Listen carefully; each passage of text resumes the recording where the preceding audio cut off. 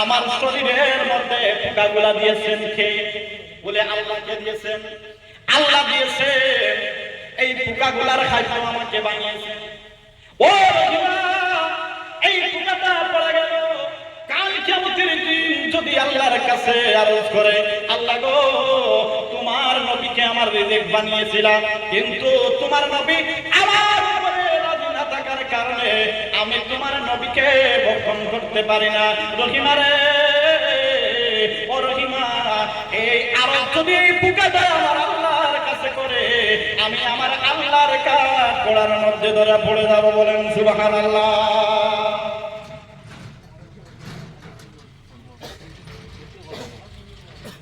ও বন্ধুগণ আমার, তাইলে বোঝা গেল কি যে কতটুকু আল্লাহর পাগল।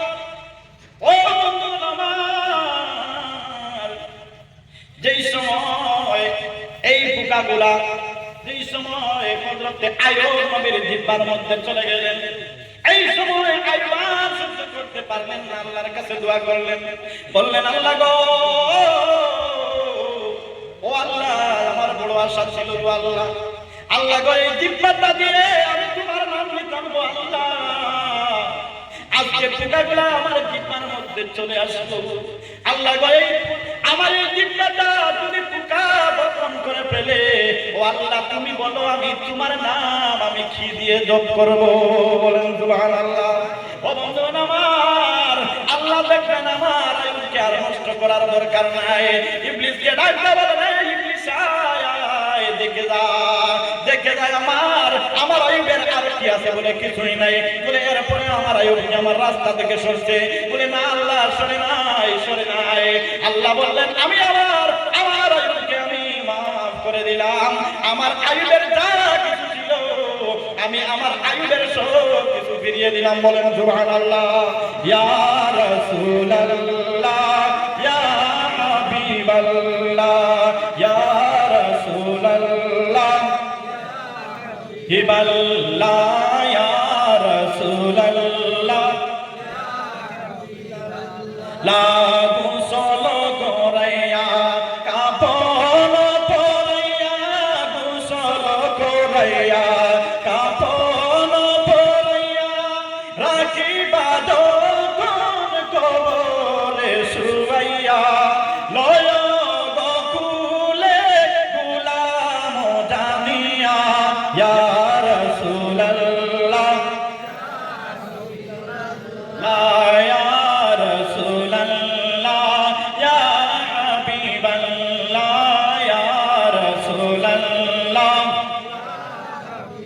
আমার মতের নিদানে আসিয়া তাকিয়া নবীজি পাশেতে দাঁড়াইয়া, করিব সালাম কদমে ধরিয়া, ইয়া রাসূলুল্লাহ, বাল্লাহ, ইয়া রাসূলুল্লাহ, ইয়া হাবিবাল্লাহ, ইয়া রাসূলুল্লাহ, লা, ইয়া রাসূলুল্লাহ, ইয়া হাবিবাল্লাহ। বলেন মারহাবা। ভালো লাগছে না খারাপ লাগছে? জি ভালো লাগছে। আচ্ছা আচ্ছা, আমি আপনাদের সামনে যতটুকু বয়ান করলাম আপনারা কি বুঝলেন একটু বলেন তো দেখি। কি বুঝলেন? এই যে সূরা জিলজালের সামান্য তাফসীর করলাম, এটার থেকে আপনারা কি বুঝলেন?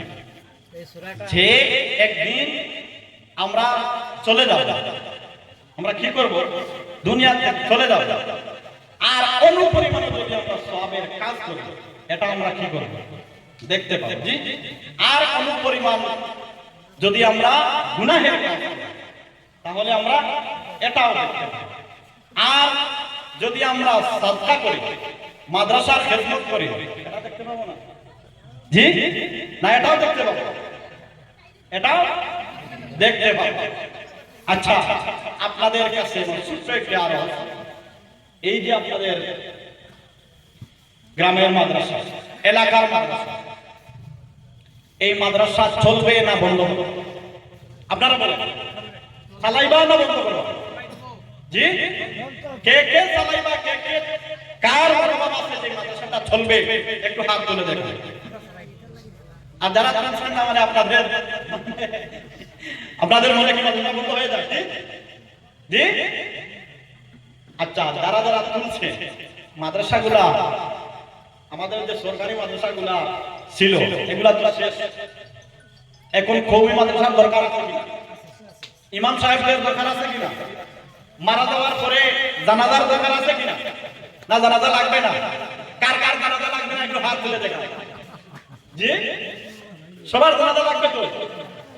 আচ্ছা, হাফিজ সাহেব, কারি সাহেব, মৌলানা সাহেব যদি এই দুনিয়া থেকে সবাই চলে যায়, মানে যারা বর্তমানে আছেন এরা যদি বিদায় হয়ে যায়, পরবর্তী জেনারেশন থেকে যদি মৌলভী সাহেব, হাফিজ সাহেব, কারি সাহেব যদি না আসে, তাহলে যারা পরবর্তী জেনারেশন আছে তাদের কি জানাজা হবে? বলেন না? হ্যাঁ, হবে। তাইলে এটা রাস্তা কার করতে হবে? আমাদের করতে হবে। করতে হবে কি হবে না? আমরা যারা গার্জেন আছি আমাদের করতে হবে।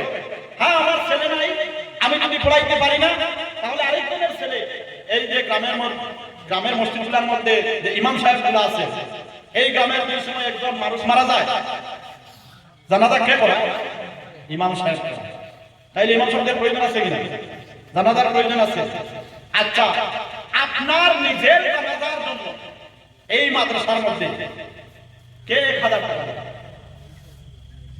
এটা যেন আপনার মনের মধ্যে থাকবে, এই মাদ্রাসার একটা ছাত্র জানাজা নামাজ পড়ে, এটা মনে হয় মনের মধ্যে নিয়ে 1000 এইভাবে অনেক মানুষ আছে। আপনার 50 জন মানুষ, 50 জন হইলে 1000 হবে, 50,000, 1000 50 জন ভাই দেখি, এর মধ্যে সর্বপ্রথম কোন ভাই হাত তুলে?